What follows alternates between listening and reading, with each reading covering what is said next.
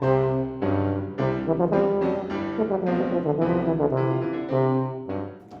there, welcome to another episode of Tuba Tutorials. This week I'm talking about Jacques Casterede's Sonatine for tuba in C or sax horn in B flat. Now, just reading that, you know kind of what this piece is going to be about. It's going to be high, it's going to be fast, and it's going to be a tour de force. This piece is only about 7.5 minutes long, but it takes more energy and more resources technically to play than a piece twice the length. Of course, a C tuba, he doesn't mean like a big C tuba, he means a French C tuba, which is kind of this small instrument, perfect for beadlo actually, or a sax horn in B flat. So the range of the instrument that he's envisioning is quite a bit higher than what we would play on F tuba or E flat tuba, for example. A little bit about Jacques Casterede. Now, in the world of classical music, I don't think that Jacques Casterede is a name that a lot of people recognize, but he did write a lot of works for orchestra, and basically he wrote sort of a little bit of everything.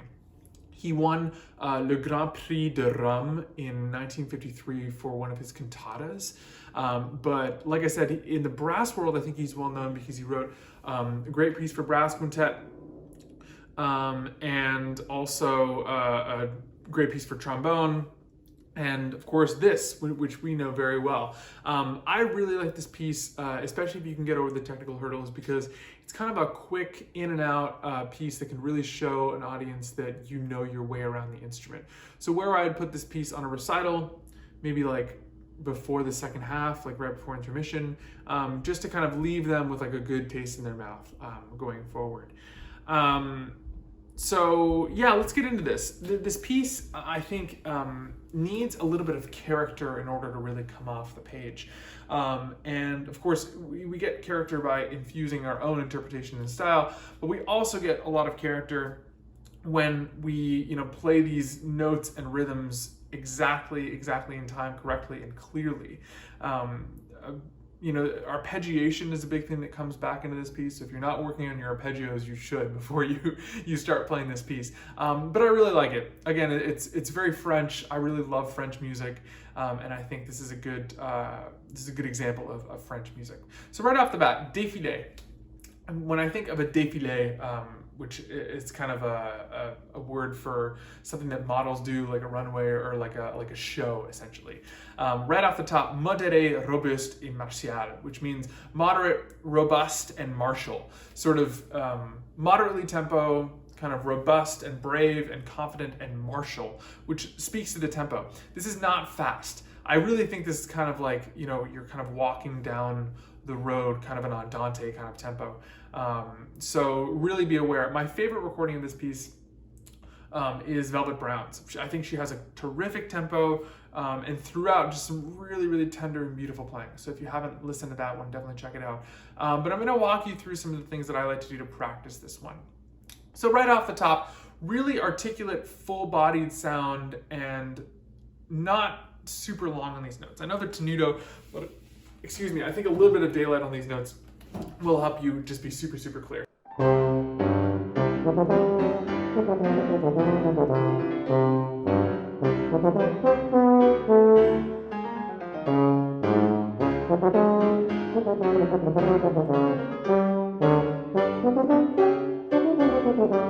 really kind of 1, 2, and 3, da da da da da da da da da beam bum bum bum bum bum bum. It's really easy to rush on these 16th notes. So play this with the metronome, clock it at 108. I think that's a perfect tempo, and you'll be off to the races. And then this melody comes back in like a bunch of different keys. So here, the next statement is up a semitone.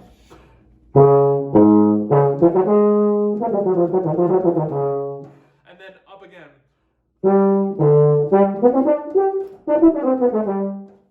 Again, this is really important to be clear here, and with all these times that this melody comes back, just kind of try to be really nice and articulate. So going through one, we start to get a little bit of this arpeggiation, which can be challenging because, as tuba players, I don't think we do a lot of arpeggios, but I do them regularly, and I think they're important to really get an even sound across all the registers. So these diminished arpeggios just make sure that they are played clearly and you're working on them slowly before you work them up to tempo. One thing that I like to do with this is practice them flutter-tongued. This is something I got from horn players. I have a lot of horn player friends, and they always do this just to get their notes to be super clear and right in the pocket.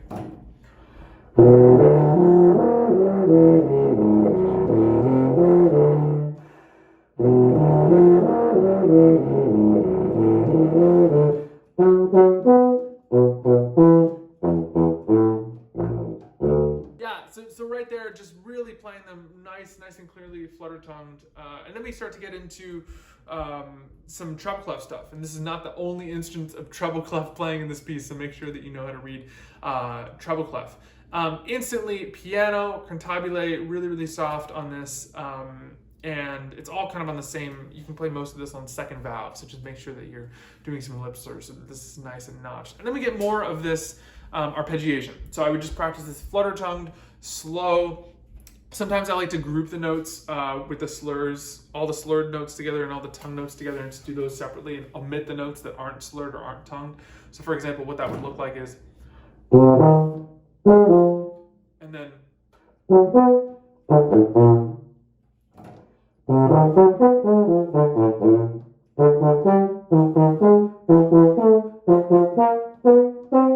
that just really helps me bring out, it's mostly just for my brain and for my fingers and for my chops to really bring out the difference between the slurred notes and the articulated notes. So when you're practicing this, just make sure that that's part of what we're doing. When I'm practicing something difficult like this, I always tell my students that reducing it to something simple that you can do right now is the best way to practice it right now, and then sort of start to integrate the things, the more difficult elements, so that practicing it is just not very frustrating and is a little bit easier. So now we start to get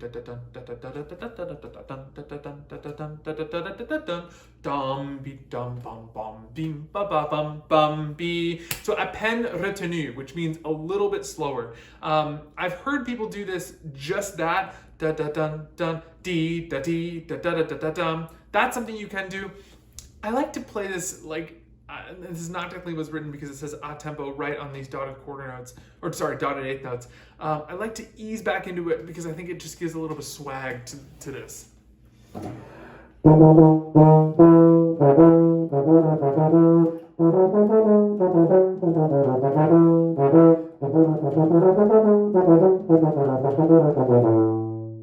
then you're back into the regular tempo. Right at the second statement of those dotted eighth notes. This is 5 bars after the tempo. And then more of this arpeggiation. Again, just practice the flutter tongue and slurred, and then arpeggiated, and then articulated, and then you'll have it all very even. So it's really a matter of practicing this very slowly and just getting it completely under your fingers, working it up incrementally. Then we have some really low playing.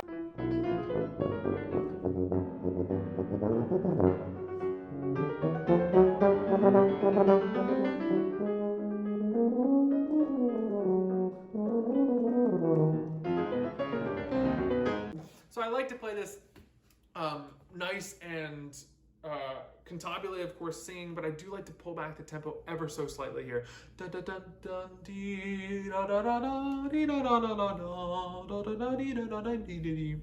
This piece is short, so you sort of really need to bring out the characters when they happen, and that's sort of why I'm really pushing to sort of lengthen when the composer gives you a marking like à peine retenu, a little bit slower, and cantabile, really kind of like stay in that for a little bit longer, because otherwise it'll just kind of seem passing, and if you don't totally commit to these tempo changes and style changes, it may be a little bit difficult to get them to come across to the audience. So just make sure that you're really convicted with that. And then more arpeggiation going towards the end. And what's really nice is line before 5 is that the composer writes writ. So this, I think, works technically. And it's kind of nice, gives you a little bit more room and time to nail those top notes.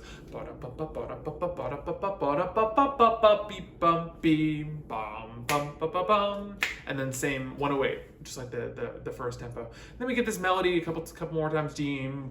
pom pa pa bum, be da dee da da da da dee da da dum, beam bum bum ba da dum dum ba da da da da dum. But this time it's a little bit different. Good, and then this ending, it's just important to really, really get this nailed. I like to play just a bit of fingering advice. So going 4 before the end, I like to play the G, the top G with first valve.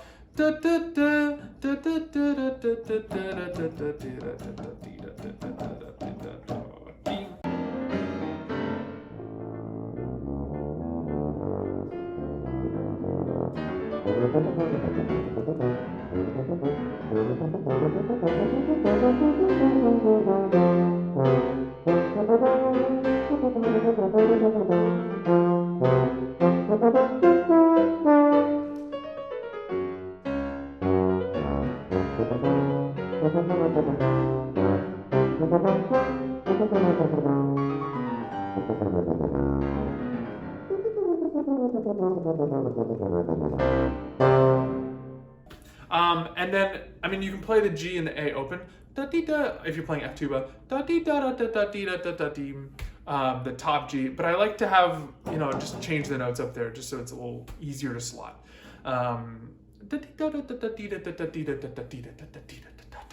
Not a whole lot of writ. Like, don't really slam on the brakes, just because, I mean, we still have a lot of time in the piece to go. Michael Tilson Thomas, when I was at New World, he would talk often about, you know, if we were on the first page of like a big Mahler symphony and somebody was taking a lot of time with something, he would say something to the effect of, it's too early in the piece to F around. And I thought that was something that I think about a lot. You know, in the first movement, especially if the composer writes a poco writ or a ritardando into the last cadence of the movement, don't like make that sound like it's the end, because maybe the audience will be like, oh, is the piece done? Like, you sort of need to keep moving. Good. Okay, so moving on to the second movement. This is some really beautiful music. I admittedly have just performed this movement before instead of, you know, just the whole piece, just in case I need like something to slip into a program, just like a slow movement of something. I just think it can really stand alone on its own, and it's really short. It's like a minute and a half long. So right off the top, quiet cantabile. I've worked with Warren Deck a lot, and he was the one who first started to get me to really think about outlining the meter in slow music, especially like a Bordoni etude or something. I think that's particularly relevant here. So when we're in 6/8, jump,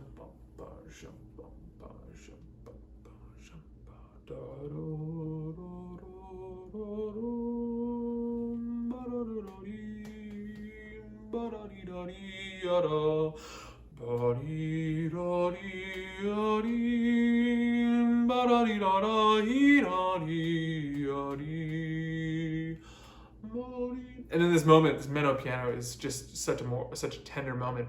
So if you're playing cantabile piano and then you need to play meno piano, it's a really important thing to note, just to play the opening a little bit higher so that you have somewhere to go. I like to see this meno piano as just kind of like a bit of a covered sound. It doesn't need to be completely like the bottom drops down, but I have played it before where I've gotten really, really quiet here and then just peaked up to this mezzo forte in the third line.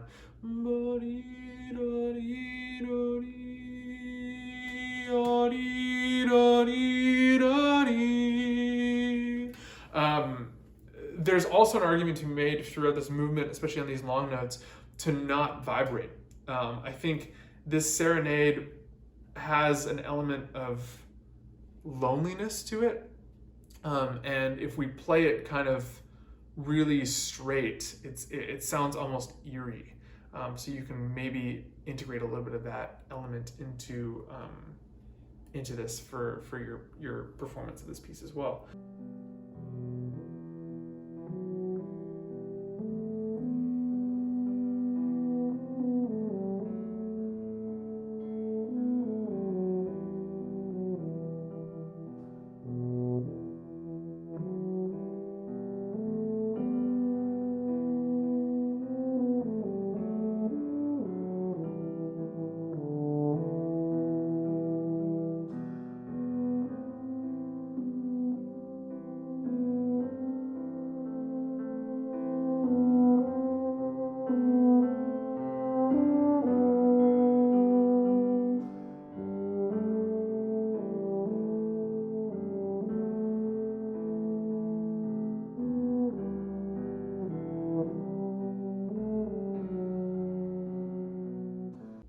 right, okay, so then getting towards the end, as you saw, I take a little bit of time in this piano line right before one. Dum bum bing bum bing ba dee da dee da dee da dee da dee da dee da dee da dee da dee da da ba dee da da da dee da dee da da dee da dee. Just a restatement of the first theme. And then we get into more treble clef playing. So this is fun.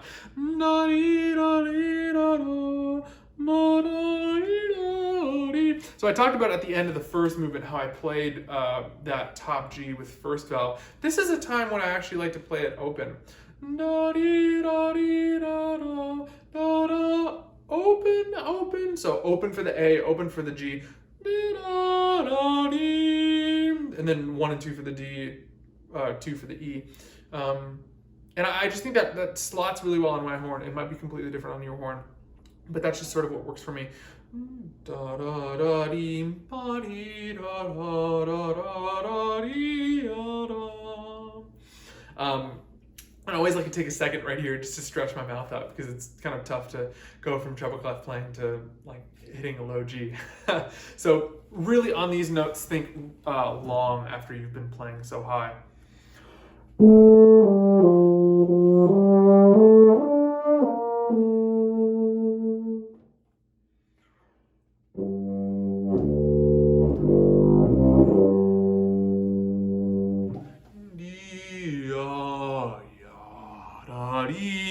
Nice and long, and if you sustain all the way through these notes, it'll help with the connection to the next note.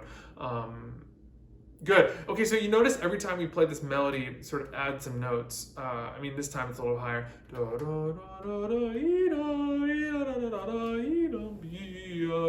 course, there's no key signature here, so I always like to bring out kind of these blue notes, the notes that are accidentals, and maybe that comes from my background in jazz.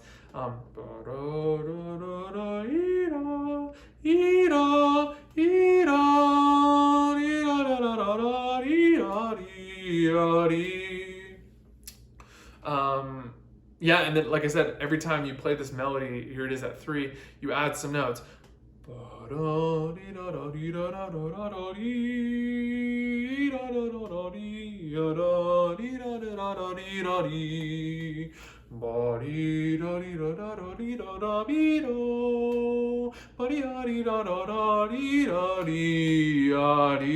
And then on this note, every time I play this, I have to tune it with the piano. You're the third here. So the piano has a C major chord, or C major chord in the left hand.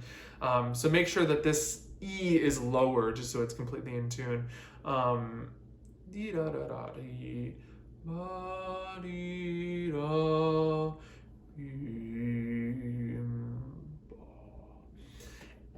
And this pedal E, I've sort of had to practice this a couple times just to get this to come out completely.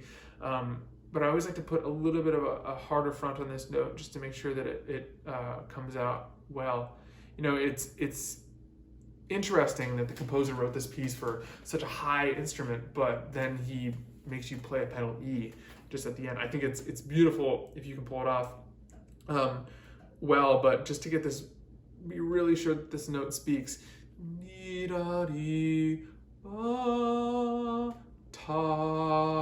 Nice and articulate, just so you know exactly where the note's going.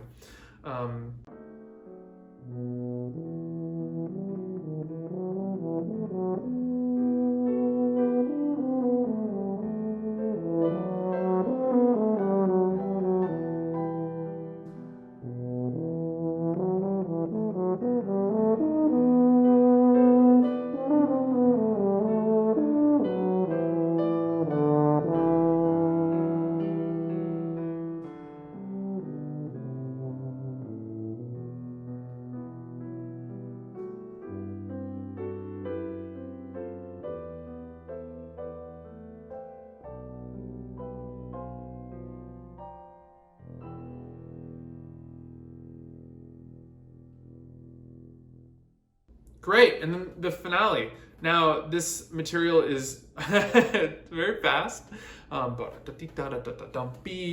I like in the third bar on this C, kind of put a little bit of a button on that note.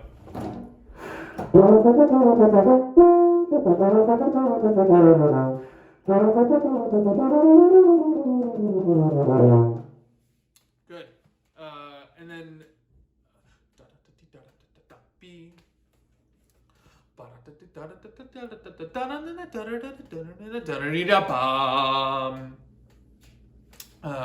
Really nice and strong on that D flat, not a lot of decay.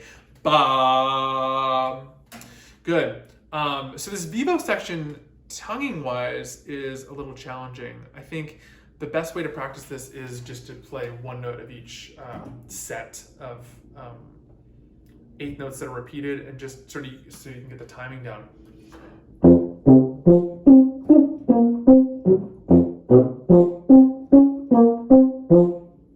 And then add another eighth note.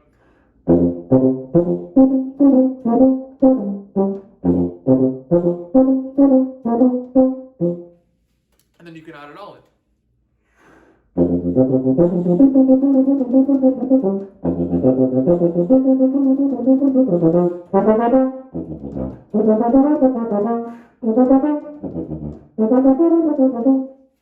So really a lot on these dynamic changes, and then I always like to just play, sort of going back to how I practiced this before, I like to play the notes, the statements that are mezzo forte all together, and then the statements that are piano all together, just so they're kind of on the same plane dynamically, and then I can really stretch these out. So of course this starts piano, but I'll start on the sort of the second line of this phrase. This is right where the mezzo forte is after one. And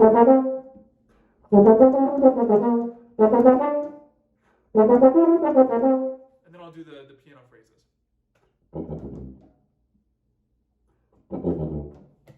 And then I'll put it back together just so I have those really, I know exactly where my dynamics are for these statements. And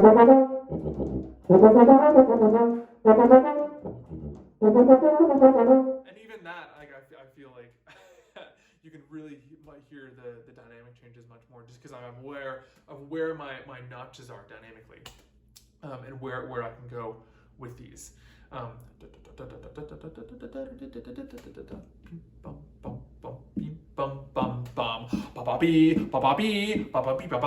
so really long on these low notes, just of course to give you more surface area to articulate, but also just so you can really, this is the first forte besides at the beginning. And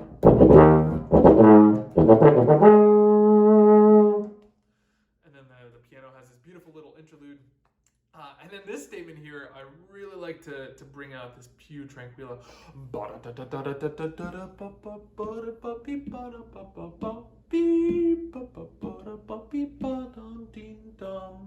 Nice and slow going down, just so you can really bring that rid out.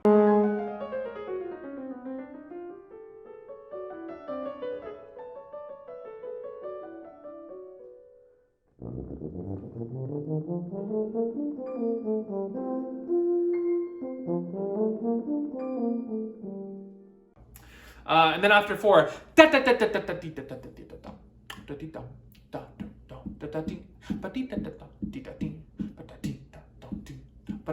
so except for these, little crescendos and the mezzo forte, keep this pretty even. But it's so important to play this with a metronome before you play with the piano. This is kind of a treacherous section, because whenever you are playing, the piano is not playing.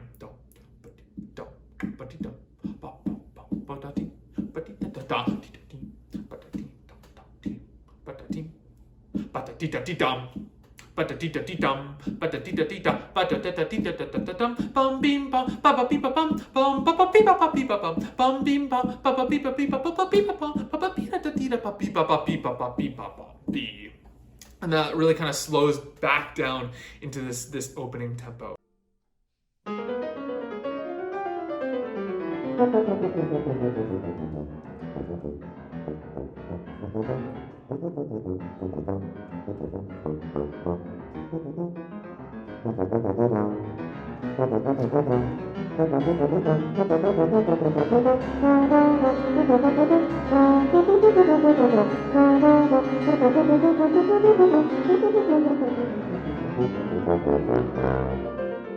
Good. Okay, so then after 7, sort of a return to all this material before.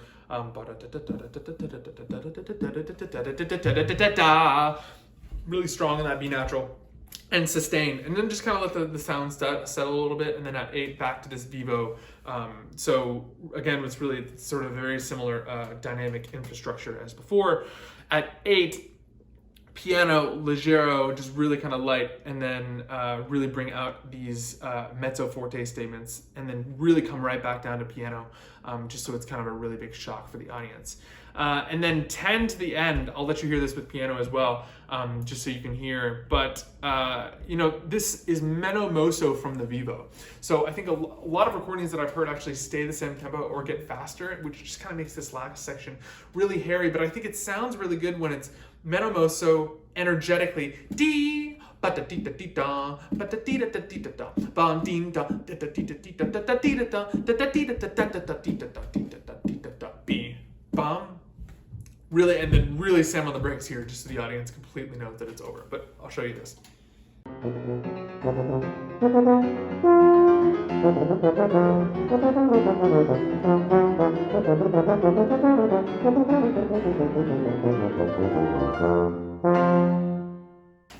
Good, so that's the Casterede. I think it's a really great tour de force for an instrument, and especially if you're looking for something to add to your recital that is full of technical fireworks, it's a good addition. And especially with this inclusion of this beautiful second movement, it's kind of a really nice, full, complete piece in only 7.5 minutes. So I hope you got something out of this, and thanks for tuning in.